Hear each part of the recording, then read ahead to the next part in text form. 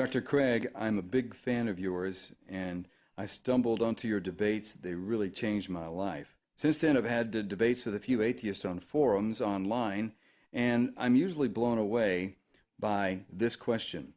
When I was arguing from the point of God being the first cause, his response was, the rules of causality only make sense in the context of time, which obviously did not exist before the creation of the universe.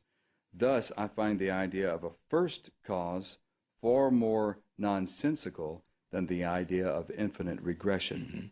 I've responded to this question in the question of the week, and you can find an answer to this, a discussion of it in the archives. And what I point out there is that the skeptic here is assuming a big burden of proof to claim that the causal principle only operates temporally between temporally related entities.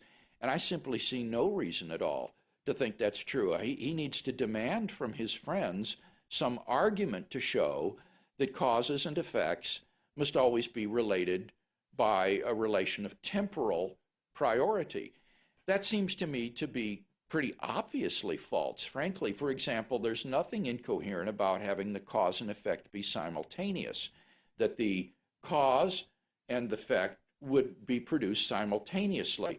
And we can think of examples of this. Kant, for example, gave the illustration of a heavy ball resting on a cushion, causing a depression in the cushion.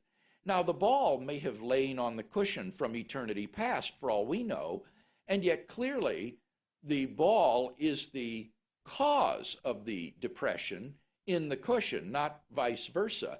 Here, cause and effect are simply simultaneous.